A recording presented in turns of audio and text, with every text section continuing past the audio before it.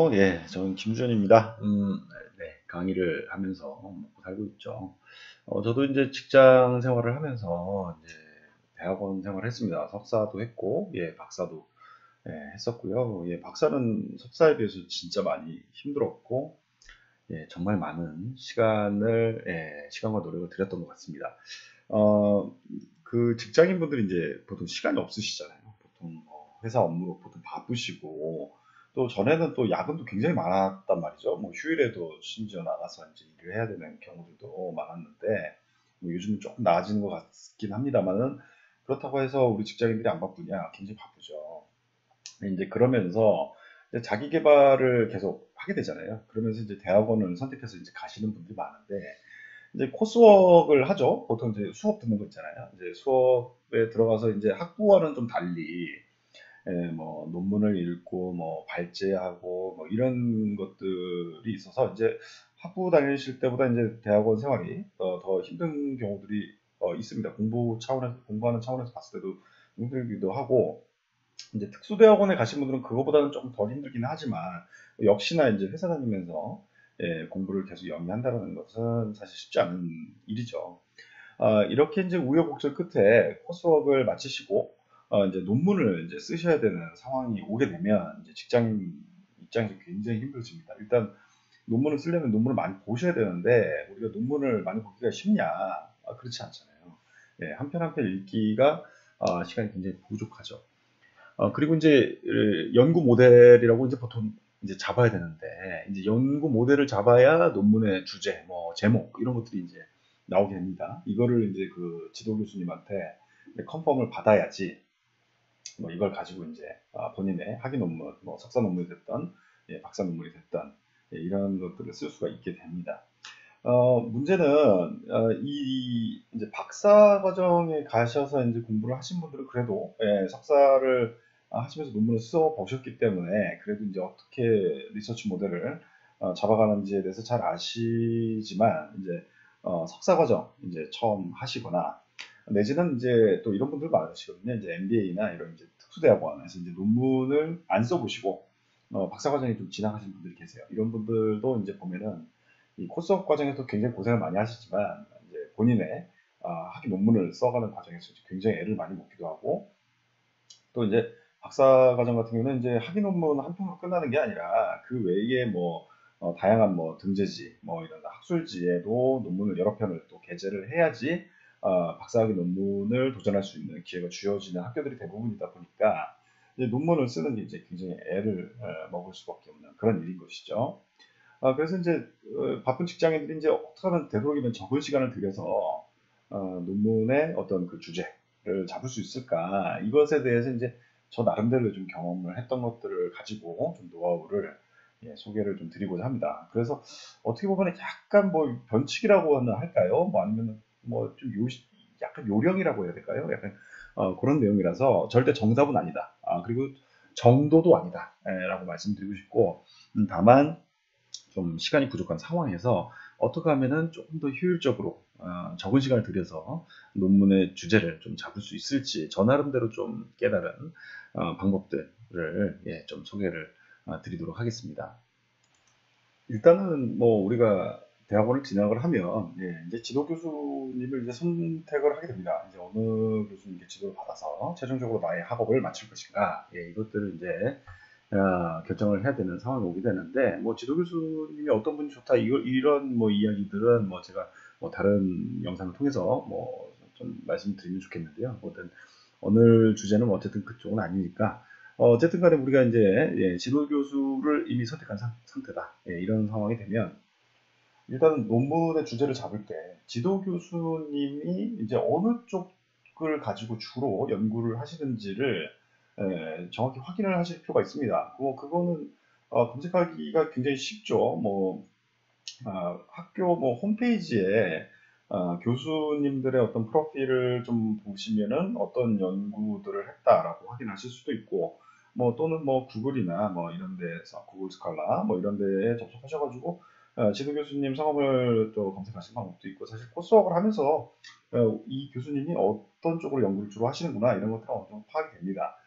이때 중요한 것은 본인의 지도 교수님이 가장 관심을 가지고 계시는 이런 토픽을 가지고 주제를 어떤 잡으시는 게 유리하다라는 말씀을 좀 드리고 싶어요. 왜냐면은 우리가 이제 지도를 받잖아요. 지도를 받으면 지도 교수님도 모든 분야의 전문가일 수는 없어요. 자기 전공 영역 안에서도 사실 여러 또 분야들이 있기 때문에 지도 교수님이 잘 모르시는 영역에서 연구를 하면 지도받기 굉장히 어렵습니다. 그렇기 때문에 지도 교수님의 그 주로 연구하시는 영역에서라도 주제를 잡는 게 일단 유리하고요. 그리고 이제 우리가 뭐 학위 논문에 대해서 이제 심사를 받잖아요. 뭐 석박사 간에 이제 조금 그 디펜스하는 이제 횟수라든지 뭐 강도라든지 이런 좀 차이가 있습니다만은 예를 들면 이제 박사과정 같은 경우에는 적어도 3차 디펜스를 해야 됩니다. 뭐 그 전에 또 프로포즈도 해야 되고 여러 단계들이 있습니다만 이렇게 디펜스하는 과정에서 예를 들면 이제 심사위원으로 이제 그 지도교수 포함해서 석사 같은 경우에는 이제 세 분이 심사위원 이제 커미티로 구성되고 박사 같은 경우는 이제 다섯 분이 보통 이제 심사위원 커미티가 되는데 박사 과정 같은 경우는 또 이제 자신의 학교뿐만 아니라 이제 타 학교에 계신 교수님들도 심사위원으로 이제 참여를 해야 되는 게 이제 보통 학교마다 학칙으로 대부분 가지고 계세요. 네, 그러다 보니까 문제는 이제 자신이 막 고심해서 막 고민하고 노력을 해서 썼던 논문에 대해서 디펜스를 이제 하는 과정에서 지도 교수님이 그 굉장히 같이 많이 디펜스를 도와주시거든요. 그런데 지도 교수님이 잘 모르는 영역이다. 뭐 예를 들면 연구를 많이 하시진 않고 알기는 아시지만 뭐잘 모르시는 영역이다. 이런 경우에는 그 디펜스가 약할 수밖에 없습니다. 더더군다나 이제 그 심사위원으로 오시는 분들 중에 어느 한 분이 이 논문 주제에 대해서 굉장한 전문성을 가지고 있다. 이런 경우는 오히려 이제 굉장히 이제 많은 챌린지를 받아서 그 논문이 이제 통과를 못하는 그런 이제 부상사가 일어나기도 해요. 그렇기 때문에 나의 지도 교수님이 주로 어떠한 영역에서 주로 연구를 하고 계시는구나. 이제 그거를 반드시 확인하셔서 그 분야 안에서 어떻게든 주제를 잡으시는 게 유리하다라는 말씀 좀 드리고 싶습니다. 그렇게 해서 이제 내가 좀 지도 교수님의 그 연구 분야, 그쪽으로 좀 주제를 잡아야겠다라고 이제 좀 잡고 나시면, 이제 그 분야별로 보면은 우리가 이른바 이제 탑 저널이다. 이제 세계적으로 이제 가장 좋은 저널이다라고 하는, 그런 것들을 이제 코스웍을 통해서 이제 많이 접하시게 됩니다. 예를 들면 저는 이제 경영학을 전공을 했기 때문에, 경영학의 이제 대표적인 이제 탑 저널이 이 AOM이라고 해서 아카데미 오브 매니지먼트. 요 저널 뭐 뿐만 아니라 여러 가지 있습니다. 뭐 AOM도 있지만 뭐 AMJ 뭐 다양한 이제 탑 저널들도 있고 또 이제 탑 저널까지 아니더라 하더라도 이제 굉장히 좋은 저널들이 있죠. 그런 데를 이제 좀 접속을 하셔가지고 그때 이제 최근에 나온 컨텐츠가 어떤 이제 아티클들이 좀 나오고 있는지 이제 그 타이틀들을 한번 보실 필요가 있어요. 그래서 뭐 지금 이제 접속한 그 AOM 요 저널에 이렇게 들어가서 이제 가장 이제 그 최근에 퍼블리시된 그 논문들 있잖아요. 이런 것들을 이제 리스트들이 뭐가 나왔는지를 이렇게 쭉 보는 거죠. 그래서 이제 쭉 보다 보면 자신하고 이제 좀 내가 좀 관심 있어 하는 그러면서 이제 나의 좀 지도 교수님의 어떤 그 연구 분야에 좀 해당되는 이런 류의 좀 그 타이틀들이 이제 보일 수가 있습니다. 뭐 2020년 거부터 보시기 시작해서 뭐 2019년, 18년 이렇게 해서 좀 최근에 나온 그런 이제 아티클 중심으로 좀 보시는 게 좋고요. 지금 이제 저 같은 경우도 이렇게 쭉 보다 보니까 이제 우측 제일 밑에 보시면은 이제 does negative feedback benefit 뭐 harm 해가지고 뭐 이렇게 지금 아티클들이 나온단 말이죠. 지금 요것도 보면 저도 이제 박사 논문에서 제가 썼던 게 이제 약간 피드백이나 이런 쪽을 가지고 썼었는데, 여기서도 지금 이게 한국 분이시네요. 어느 분이신지 모르겠지만, 연준 김, 뭐, 준하 김 해가지고 두 분이, 공조를 하신 것 같은데, 이렇게, 한국인 분들이 이렇게 탑저널에 이 퍼블리시 했다는 건 굉장히 대단한 일이시죠. 굉장히, 아주, 참 대단하다, 부럽다라는 생각이 드는데, 어쨌든 간에 이런 이제 그 논문이 나온다, 라고 했을 때, 요것들을 이제 좀 관심 있게 보실 필요가 있다는 것입니다. 그래서 이제 뭐 여기서도 보면은 이제 그 피드백, 어떤 부정적 피드백이 어떤 뭐 이익이냐 또는 오히려 해로우냐, 어떤 상호적인 어떤 그런 창의성, 이런 측면에서 봤을 때 어떤 피드백의 흐름의 방향, 이런 것들의 역할에 대해서 이제 살펴본 논문인 것 같아요. 요거 좀 내 토픽, 그러니까 뭐 나의 지도 교수님이 관심 있어 하는 토픽에 좀 가깝네. 요런 것들이 이제 가는 과정이 중요하다는 것이죠. 그래서 뭐 이런 탑 저널들 좀 이렇게 조금 그래도 많이 유명한 또 사람들이 많이 사이테이션, 그러니까 우리가 이렇게 우리가 어떤 논문을 이렇게 인용하는 그런 많이 인용하는 그런 이제 저널들을 중심으로 많이 좀 이것저것 이제 살펴보시는 게 필요합니다. 이렇게 타이틀 중심으로 쭉 보시는 거예요. 해서 요거 하나 괜찮은데라고 해서 이제 먼저 보신다는 거죠. 한번 저거를 한번 제가 들어가 볼게요. 그래서 이제 그 타이틀을 이제 클릭해서 좀 들어가 보시면 이제 이게 우리가 논문을 다 보실 필요가 없다라는 것이죠. 여기서 이제 보시면은 abstract 해가지고 초록이 나오잖아요. 이 초록의 내용만을 먼저 그냥 빠르게 읽어 보신다. 라는 겁니다. 이렇게 보시면서 요거 괜찮은데 라고 판단이 쓰시냐 안 쓰냐 요거를 계속 보시는 거죠. 그래서 저도 만약에 이제 논문을 또 주제를 하나 또 잡아야 된다라고 한다고 하면 일단 이 앱스트랙을 보시면서 이때 좀 중요하게 보셔야 되는 게 이게 어떠한 베리어블들, 어떠한 변수들, 변인들을 가지고 어떠한 관계를 규명하고자 하는 논문이었는지를 이 앱스트랙을 보시면서 확인을 해보시는 거죠. 그래 봤더니 내가 좀 관심이 있어 하면서 동시에 지도 교수님도 좀 관심을 가질 만한 그분의 연구 분야에 해당이 되는구나 라고 판단이 쓰시면 요 논문을 이제 다운을 받으시는 거죠. 보통 이제 구글 스칼라나 이런 거 통해서 이제 보통 학교에 다니시는 분들은 논문을 다 무료로 다운을 받을 수 있잖아요. 그래서 그 논문을 다운을 받아서 읽어보시는 거죠. 그래서 그렇게 해보면 이제 어느 정도 논문의 어떤 그 주제에 대해서 조금 더 가까워졌다라고 보실 수 있겠습니다. 네, 그래서 제가 좀 이해를 돕기 위해서 잠깐 좀 다른 그 저널에 페이퍼를 뭐 이것저것 좀 찾아보다가 조금 설명하기도 그나마 용이한 거를 좀 가져왔는데 이제 아티클들 읽다 보면은 그래도 많은 아티클에서 이런 이제 리서치 모델을 이렇게 그려놓는 경우도 많습니다. 뭐 제가 퍼블리시했던 논문들도 마찬가지고 저도 이제 이렇게 항상 그 리서치 모델을 갖다 이렇게 항상 그려서 이렇게 친절하게 논문에 담아 놓는데요.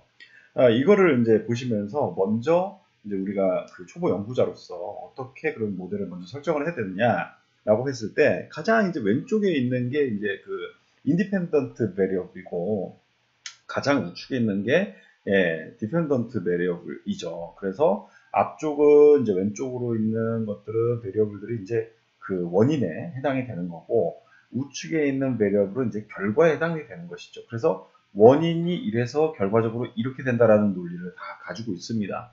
그래서 이러한 관계를 규명해 가는 게 이제 우리가 이제 논문을 보통 쓰는 것이죠. 이때 이제 우리가 처음에 연구 모델을 잡잖아요. 이럴 때 가장 왼쪽에 있는 이것과 가장 우측에 있는 디펜던트 베리어블 이것들은 기존에 최근에 나와 있는 조금 유명 저널들, 탑 저널이나 어떤 리딩 저널에 해당되는 그쪽에서 찾은 것들 중에서 가장 나한테 연관되어 있는 분야다. 나의 지도 교수님이 주로 연구하신 분야다라는 걸 찾아내면 이걸 먼저 확인하시는데 이때 이 맨 왼쪽에 있는 인디펜던트 베리어블과 가장 우측에 있는 디펜던트 베리어블은 안 건드시는 게 좋아요. 보통 모델을 잡으실 때. 저거를 이제 우리가 흔히 뭐 리서치 하시는 분들, 우리 이제 뭐 교수님들이나 연구자들은 메인 어백이라고 이제 보통 부릅니다. 그래서 이 인디펜던트 베리어블이 디펜던트 베리어블로 가고 있는 이것들은 되도록이면 그대로 유지하시는 게 좋다. 그래서 이 안에서 이들 관계에 있어서 다른 아이들 있잖아요. 다른 베리어블들이 어떻게 영향을 주느냐 여기에서 좀 더 새로운 것들을 넣어주시는 게 좋겠다라고 말씀을 드리고 싶어요. 그러면 이 리서치 모델에서 보시면 이제 가장 왼쪽에 상단에 보시면 이제 탑 매니지먼트 릴라이어빌리티가 있고 그 가장 우측에 보시면 트러스트 인 슈퍼바이저라고 돼 있잖아요. 그러니까 탑 매니지먼트의 어떤 릴라이빌리티가 이제 원인이 돼서 어떤 슈퍼바이저의 어떤 트러스트, 그러니까 뭐 신뢰에 영향을 준다라는 이제 아주 가장 기본적인 이 변수들의 관계가 있는 거죠. 이 변인들의 관계가 있습니다. 이것들을 이제 건들지 않은 상태에서 중간에 지금 보면은 가운데 있는 탑 매니지먼트의 릴라이어빌리티 아마 같은 용어지만 T1, T2는 아마 타이밍상 앞에 있고 뒤에 있고 이런 측정의 시기의 차이라든지 가운데 보시는 트러스트 인 슈퍼바이저도 아마 이게 타이밍으로 뭔가 좀 다 남은 연구 같아요. 네, 이때 이거를 우리가 이제 흔히 매개 변수라고 하잖아요. 미디에이션이라고 하는데 이 매개 변수 또는 지금 왼쪽 중간쯤 보시면은 슈퍼바이저리 체인지라고 해가지고 이렇게 들어가잖아요. 이런 거를 이제 조절 변수 보통 마더레이터라고 보통 부릅니다. 그래서 이 미디에이션이나 마더레이션으로 해당되는 아이들을 조금 관련된 논문들 더 찾으면서 바꿔서 넣어주는 거죠. 이럴 때 이 논문의 연구 모델이 지도 교수님으로부터 컨펌을 받을 확률이 굉장히 높아집니다. 네, 그래서 우리가 이것저것 다 리서치를 보고서 이거를 만들려고 하면 너무 어려워요. 그렇다 보니까 가장 최근에 그래도 좀 좋은 전에 있는 논문을 토대로 해서 이 앞에 말씀드렸던 인디펜던트 베리어블과 디펜던트 베리어블은 기존 연구에 썼던 거의 그대로를 그대로 쓰시면 좋다. 거의도 아니고 정말 그대로 쓰는 게 훨씬 더 좋고 이 안에서 미디에이션이나 마더레이션을 조금 새롭게 넣어보는 형태로 이것저것 모델을 그려보시고 이거를 말로 설명해 보는 거예요. 그래서 뭐 탑매니지먼트의 릴라이블빌리티가 뭐를 매개를 해서 결국은 어떤 트러스트 있는 슈퍼바이저에 이렇게 긍정적 영향을 미치더라. 또 이들 관계에 있어서 슈퍼바이저리 뭐 체인지가 이 마더레이션을 해줘서 이들의 관계를 조절을 해주더라. 뭐 이렇게 말로 했을 때 논리적으로 이게 굉장히 이해가 잘 돼요. 납득 가능한 것 같아요. 그냥 이 스토리텔링만 했을 때 괜찮은 것 같다. 라고 하면 일단 교수님으로부터 그 리서치 모델이 통과될 가능성이 높거나 또는 수정을 요구하신다 하더라도 아주 마이너한 수정으로 갈 확률이 굉장히 높다라고 말씀드릴 수 있겠습니다. 예, 일단은 좀 이게 뭐 한도 끝도 없이 설명을 할 수는 없어서 제가 한 이 정도까지만 설명을 좀 드리고 혹시 이걸 보시다가 뭐 이해가 좀 안 되시거나 궁금하신 사항은 댓글로 달아주시면 그 부분에 대해서도 제가 또 다른 영상이든 또는 다시 대댓글로 좀 설명을 드리도록 하겠습니다. 이렇게 시청해 주셔서 대단히 감사합니다.